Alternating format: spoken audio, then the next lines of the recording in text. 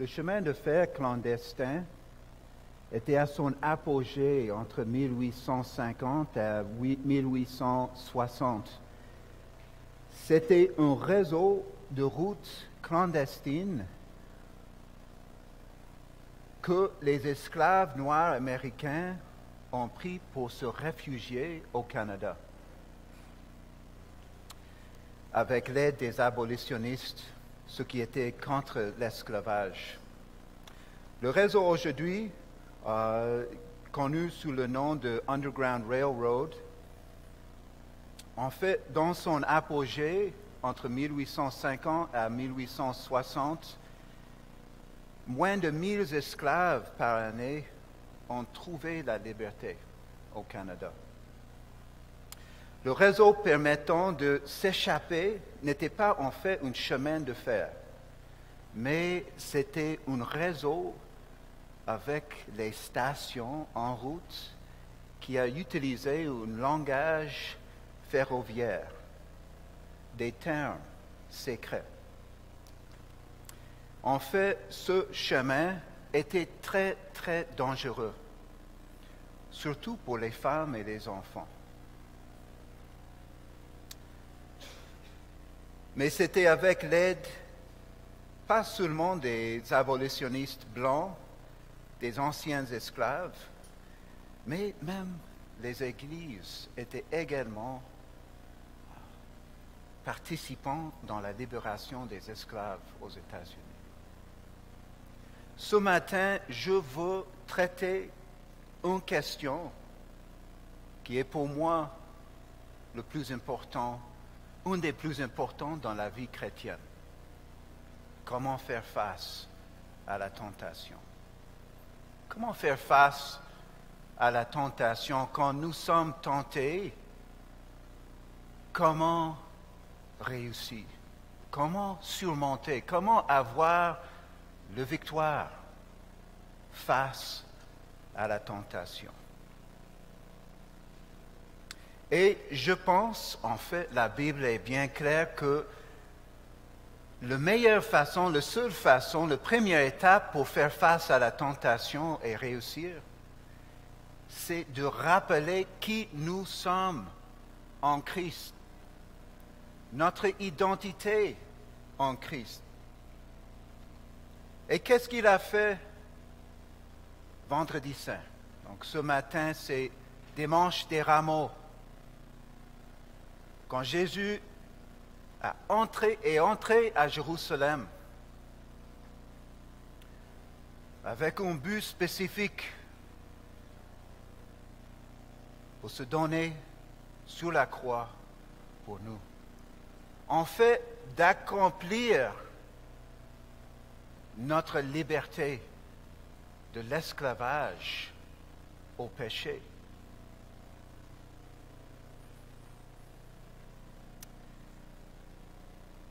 Tournez dans vos Bibles à Romains chapitre 6, versets 1 à 4. Romains 6, versets 1 à 4.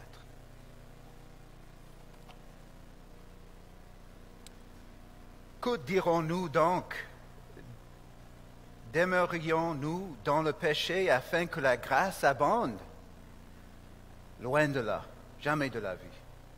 Nous qui sommes morts au péché, comment vivrions-nous encore dans le péché? Ignorez-vous que nous tous qui avons été baptisés en Jésus-Christ, c'est en sa mort que nous avons été baptisés? Nous avons donc été ensevelis avec lui par le baptême en sa mort, afin que, comme Christ est ressuscité des morts par la gloire du Père, de même, nous aussi, nous marchions en nouveauté de vie. Prions. Seigneur, nous te rendons grâce pour ce que tu as fait au dimanche des rameaux, ce que tu as fait le jeudi soir, la scène, et ce que tu as fait le vendredi saint. Et le dimanche de ta résurrection. Donc ma prière, notre prière, c'est que à la lumière, à ce que tu as fait pour nous dans ta vie, ta mort, ta résurrection et ton ascension à la droite du Père, que nous marchions dans la lumière de l'Évangile. Amen. En verset 5, en effet, si nous sommes devenus une même plante avec lui par la conformité à sa mort, nous le serons aussi par la conformité à sa résurrection. Sachant que notre vieil homme a été crucifié avec lui, afin que le corps du péché soit réduit à l'impuissance, pour que nous ne soyons plus esclaves du péché. Car celui qui est mort est libre du péché. Or, si nous sommes morts avec Christ, donc voici l'idée de l'union du croyant avec Christ dans sa mort, sa résurrection, nous croyons que nous vivrons aussi avec lui. Sachant que Christ, ressuscité des morts, ne meurt plus, la mort n'a plus de pouvoir sur lui. Car il est mort, et c'est pour le péché qu'il est mort, une fois pour toutes. Il est revenu à la vie, et c'est pour Dieu qu'il vit. Ainsi, vous-même, regardez-vous comme morts au péché et comme vivants pour Dieu en Jésus-Christ. Que le péché ne règne point dans votre corps mortel, et n'obéissez pas à ses convoitises.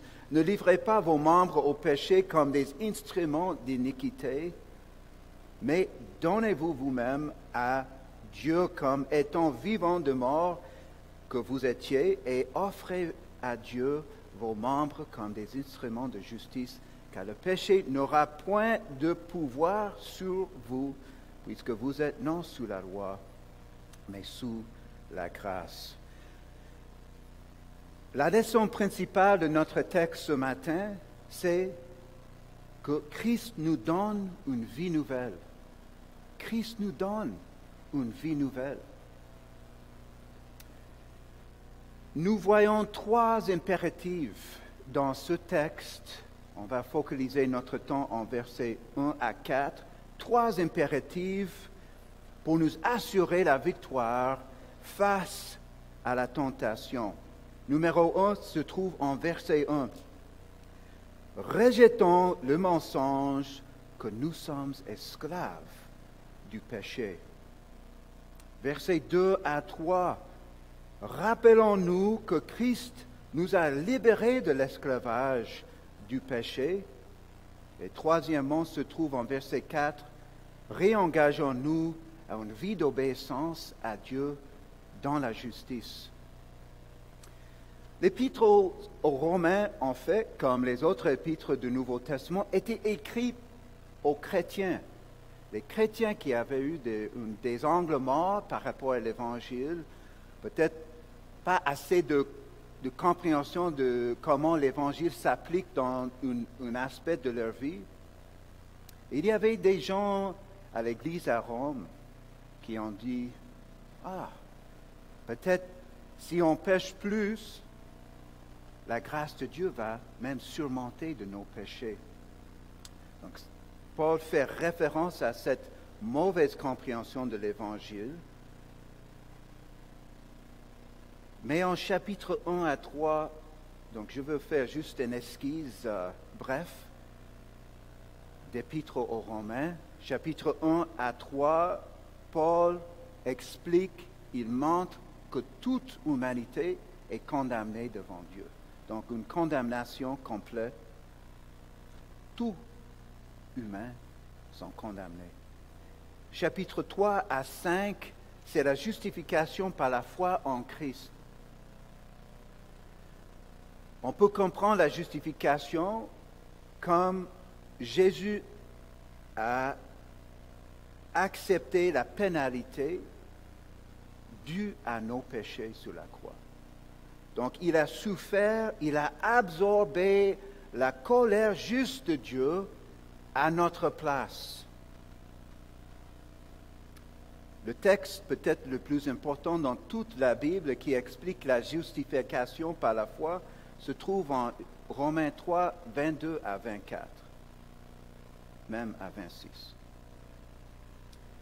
La justification, on peut utiliser l'illustration de Dieu comme juge qui pardonne un criminel, les pécheurs comme nous. Il nous pardonne. Et comme Angie a partagé avec moi, en fait, hier matin, elle a partagé que la justification, ce n'est pas juste que nous sommes traités comme nous n'avons jamais péché, mais c'est que Christ nous avait donné sa justice, sa robe de justice. Donc, sur la croix, il y avait un échange. 2 Corinthiens 5, 21. Celui qui n'a pas connu le péché a devenu péché pour nous. Et nous avons reçu sa justice. Un échange merveilleux. C'est ça la justification. Mais en chapitre 6 à 8, c'est la sanctification. Si dans la justification, Dieu agit comme juge qui pardonne un pécheur, la sanctification, c'est Dieu comme chirurgien qui, en voyant le cancer du péché dans le cœur de sa fille, de son fils, soigneusement, il coupe ça. Il enlève ça. Il enlève même la tendance vers le péché qui était dans le cœur d'une croyante. La sanctification, si la justification, c'est Christ a pris notre place en prenant notre pénalité due à nos péchés. La sanctification, c'est Christ nous a délivrés de la puissance du péché.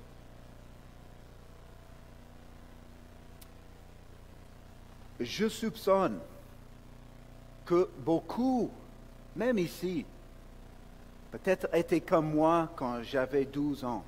Entre 12 ans et 22 ans, j'avais pensé que l'Évangile, c'était juste le pardon des péchés. Mais ça, c'est juste la moitié de l'Évangile. Dieu n'est pas juste un juge qui pardonne, il est un chirurgien qui opère pour enlever le péché de nos cœurs à travers son Saint-Esprit. Regardons verset 1. Donc, premier impératif, comment faire face à la tentation et réussir. Rejetons le mensonge que nous devons demeurer dans le péché. Demeurions-nous dans le péché afin que la grâce abonde. Regardons chapitre 5, verset 20. Paul dit, « Or, la loi est intervenue pour que l'offense abonde. Mais là où le péché a abondé, la grâce a surabondé. » Quand on était en train de chercher une maison à Pierrefonds, nous sommes très contents d'être... On sera beaucoup plus proche à l'église en quelques mois. Mais je savais qu'il y avait des inondations. Donc, il y a les cartes d'inondation. Donc, quand j'ai cherché une maison, j'ai fait ça aussi avec une carte d'inondation pour éviter l'inondation. Qu'est-ce qu'on fait quand il y a un risque d'inondation? On a des sacs de sable. Oui. Plus que l'eau monte, plus de sacs de sable. Dans l'Évangile, Dieu dit, où le péché a abondé, je mets plus de sacs de ma grâce. La grâce surabonde. Charles Spurgeon a dit que Jésus n'est pas mort sur la croix juste pour les petits péchés, si ça existe. Parce que Adam n'a pas juste cassé son petit doigt dans la chute. Mais il est devenu complètement mort spirituellement. Demeurions-nous dans le péché afin que la grâce abonde? Donc, suivant l'argument de Paul, en fait, ce qu'il dit ici, demeurer, c'est de rester attaché, de vivre dans un milieu, est-ce qu'on doit rester pour vivre dans le péché? Bien sûr pas. Afin que la grâce abonde, non. C'est de la pure folie. En pensant au Fils prodige, en Luc 15, donc bientôt on va étudier ce texte, après avoir été pardonné par son Père, est-ce que le Fils prodige avait le désir à retourner pour vivre dans la porcherie? C'est impensable. Impensable. Christ nous donne une vie nouvelle. Comment ça marche dans nos vies? Quels sont les mensonges que tu crois pour demeurer dans le péché? J'ai mes propres mensonges qui entrent dans ma tête quand je suis face à la tentation. Peut-être, voici quelques mensonges qui sont assez puissants, mais pas assez puissants pour résister à la grâce de Dieu. Ce n'est pas un grand péché. Peut-être on dit, personne ne va savoir. Je peux faire ça en cachette. Je vais faire ce péché une seule fois. Je ne suis pas assez fort pour résister à cette tentation. Ou le diable m'a obligé de le faire.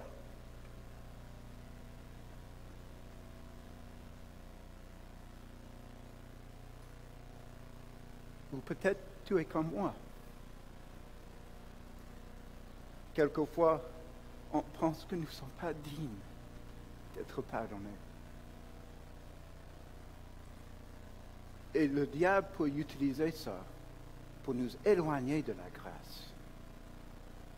Même avant que tu aies commis le péché, si tu as une personnalité mélancolique, ça peut être à l'encontre de l'Évangile.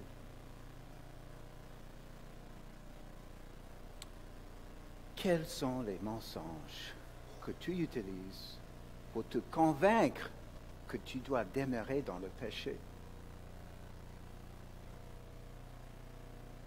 Christ nous donne une vie nouvelle.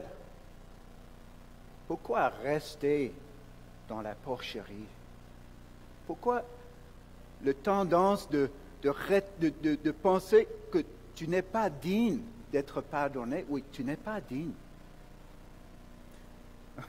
Un de mes pasteurs, pasteur Skip Ryan, a dit que le plus qu'on grandit dans le Seigneur, le plus que nous constatons que notre problème avec le péché est beaucoup plus profond que ce que nous avons pensé. Mais la grâce de Dieu est beaucoup plus grande qu'on n'a jamais rêvé. Et c'est ça la puissance de l'Évangile. Donc, le premier impératif pour nous assurer la victoire lorsqu'on fait face à la tentation, rejetons le mensonge, que nous sommes toujours esclaves du péché. Le deuxième vérité est ceci. Rappelons-nous que Christ nous a libérés de l'esclavage du péché. Versets 2 à 3. Quelle est la réponse de Paul? Loin de là. Jamais de la vie. Jamais de la vie. En fait, c'est la formulation de phrase que Paul utilise ici, c'est une négation, la négation le plus fort possible dans sa langue. Jamais de la vie. Nous qui sommes morts au péché, ici, nous entrons dans les faits de la mort de Christ dans nos vies. Qu'est-ce que la mort de Christ, après Dimanche des Rameaux, après la scène de jeudi soir, après Vendredi Saint, Donc, qu'est-ce que sa mort a accompli pour nous? En Christ, le péché n'est plus notre maître. En fait, par la mort de Christ, Christ a payé le salaire du péché. Le salaire du péché, c'est la mort. La puissance de la loi, c'est la mort. Le fait qu'il est mort à notre place, c'est que toutes les autres choses sont réglées. Et une des choses qui est réglée, c'est la puissance du péché. Nous sommes plus esclaves au péché. On doit comprendre le péché pas ici comme une option, juste une option, mais comme une puissance. Si je me rappelle bien, il y a un commentaire qui fait une comparaison entre le péché qui est personnifié, presque comme Pharaon en Exode, une mauvaise maître. Une mauvaise maître.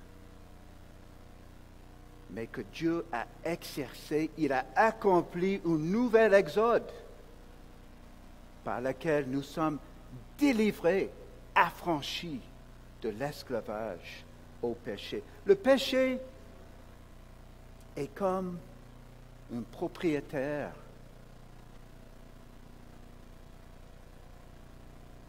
Tu es locataire chez lui.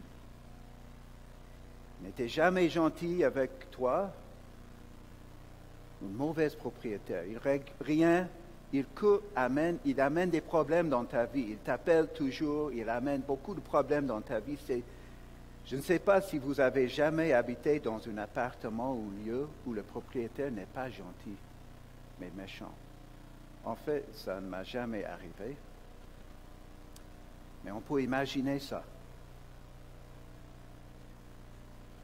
Dans l'Évangile, tu es déménagé. Il n'est plus ton propriétaire, là, mais il t'appelle toujours. Il t'appelle, il crée des problèmes dans ta vie, le stress, peut-être les embuscades aussi. Il est très méchant, lui. Mais qu'est-ce que Christ a fait par sa mort? Il a pris la paille, il a déchiré ça en petits morceaux. Tu n'habites plus là, tu habites dans la grâce. Il n'est plus ton maître, ton propriétaire. Tu n'es plus esclave au péché. Comment vivrons-nous encore dans le péché quand les chaînes sont déjà brisées? Ignorez-vous que nous tous qui avons été baptisés en Jésus-Christ, c'est en sa mort que nous avons été baptisés. Dans les commentaires, en fait, ce texte est peut-être le plus débattu dans toute l'épître aux Romains. Donc, je veux décortiquer un peu ce verset. Ignorez-vous. Le sens de cette phrase, c'est est-ce que vous ne comprenez pas que vous êtes mort avec Christ? Ça, c'est bien clair ici. Mais il parle aux chrétiens. Ignorez-vous face à la tentation. Ignorez-vous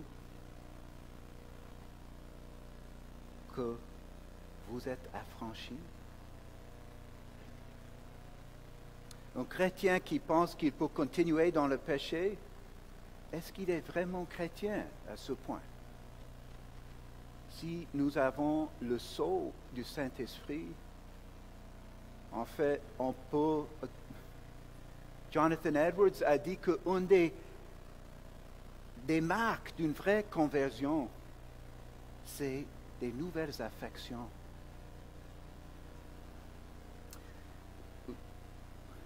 Vous ne pouvez pas demeurer dans le péché. Oui, ton ancien propriétaire peut t'appeler, tenter, stresser, Mais il n'est plus ton propriétaire.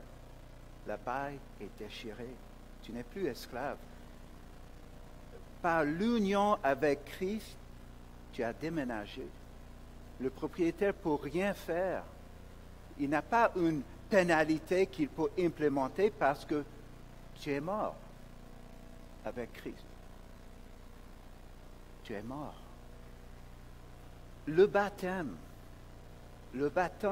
s'exprime la foi qui sauve. Et pas le baptême, peut-être un peu comme Jean Calvin a dit avec la scène, Dieu, sachant que notre foi est si faible, il nous donne des exemples visibles de ce que Jésus a fait sur la croix pour nous. Le pain et le vin. Le baptême s'exprime que nous sommes morts avec Christ en entrant dans l'eau. Et puis nous sommes ressuscités avec Christ aussi. Mais ici, dans cette section, je veux juste focaliser sur les bénéfices que la mort de Jésus nous donne.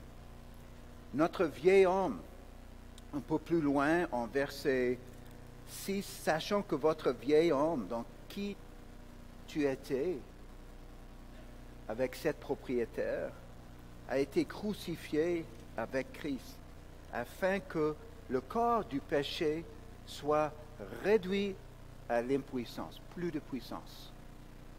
Oui, les embuscades, les tentations, les impulsions, mais tu es libre, affranchi.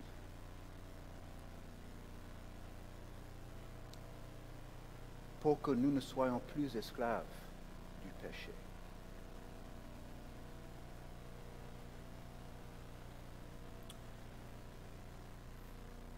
Christ nous donne une vie nouvelle.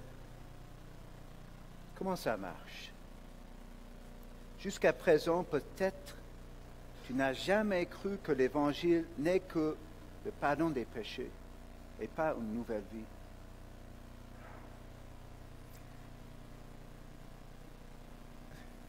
C'est juste la moitié de l'Évangile, le pardon des péchés.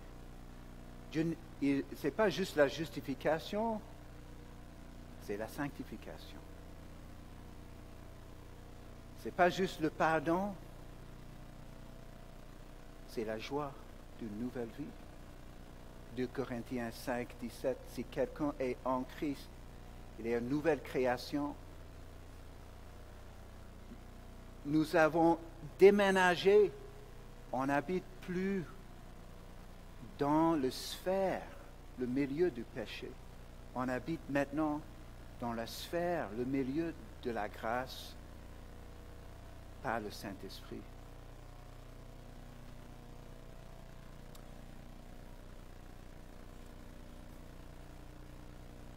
Donc, aussi, comment ça marche dans la vie quotidienne? Il y a les tentations à chaque moment. 1 Pierre 2, 11. Pierre dit, comme,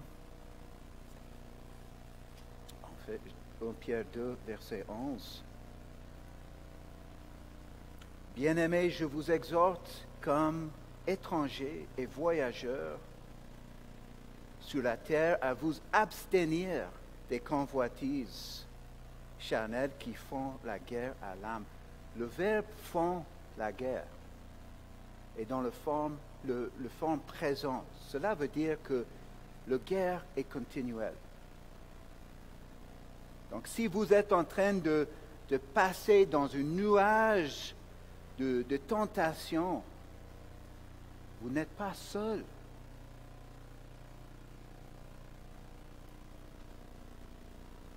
Parce que c'est le cas pour chacun de nous.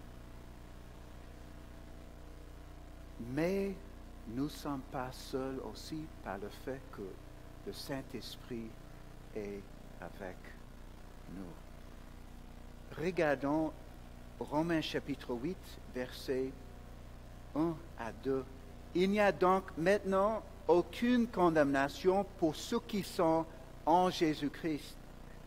En effet, la loi de l'esprit de vie, je répète, la loi, une nouvelle règle, la loi de l'esprit de vie, une nouvelle vie.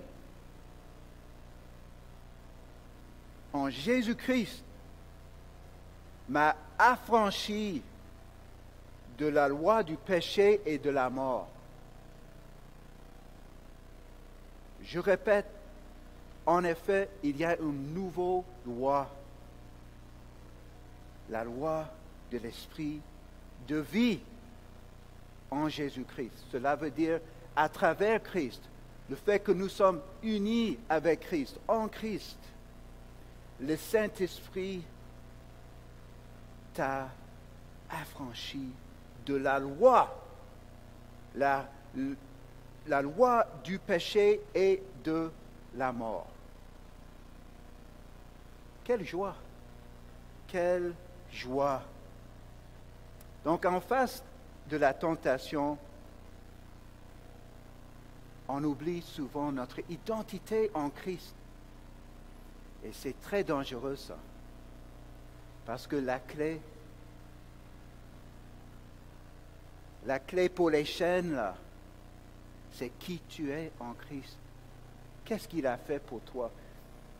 Dans mes propres démarches, mes propres batailles contre la tentation, j'ai constaté quelque chose récemment.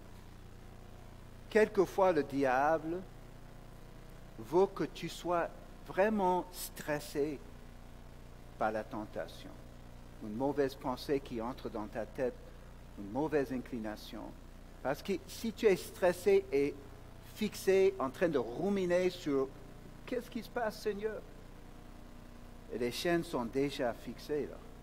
Même si tu n'as pas tombé, tu n'es plus encore en train de marcher par la foi. Peut-être tu as une personnalité mélancolique. Et il y a un livre, le titre c'est Precious Remedies Against Satan's Devices. C'était écrit par un puritain dans lequel il montre toutes les stratégies du diable pour mettre des embuscades pour les différentes personnalités. Si tu oublies ton identité en Christ, les chaînes vont rester là. Mais pourquoi? Enlève ça. Les chaînes sont déjà brisées. Tu n'habites plus avec lui là. Vivre, marche dans la lumière de l'Évangile. Les deux premières vérités ou impératives, c'est rejetons le mensonge que nous sommes esclaves du péché, c'est en verset 1. Deuxième vérité, rappelons-nous que Christ nous a libérés de l'esclavage du péché, versets 2 à 3. Et le dernier, réengageons-nous à une vie d'obéissance à Dieu dans la justice. Nous avons vu l'effet de la mort du Christ pour nous affranchir de l'esclavage au péché. Mais Dieu, dans sa grâce, il fait plus que ça. Il fait même plus que juste pardonner nos péchés. Il nous invite à vivre une nouvelle vie. Verset 4. Nous avons donc été ensevelis avec lui par le baptême en sa mort, afin que, conjonction importante, afin que, comme Christ est ressuscité des morts par la gloire du Père, on doit comprendre la puissance glorieuse du Père. Nous, de même, nous aussi, nous marchions en nouveauté de vie. La résurrection de Jésus est une invitation à une nouvelle vie. Nous sommes unis avec Christ dans sa mort et sa résurrection. J'aime le verbe marchions. Marchions en nouveauté de vie. le mot que Paul utilise ici, c'est en fait le verbe pour marcher, pas à pas, jour après jour. Une obéissance de jour après jour, pas après pas à pas, marchons en nouveauté de vie. Ça décrit une qualité de vie. MacArthur dit que nouveauté de vie, ça décrit en fait le caractère et qualité de vie. Nouveauté de vie. C'est printemps maintenant. Nous voyons les arbres en train de pousser les feuilles, les fleurs. Et dans l'Évangile, Dieu pousse des nouvelles vies.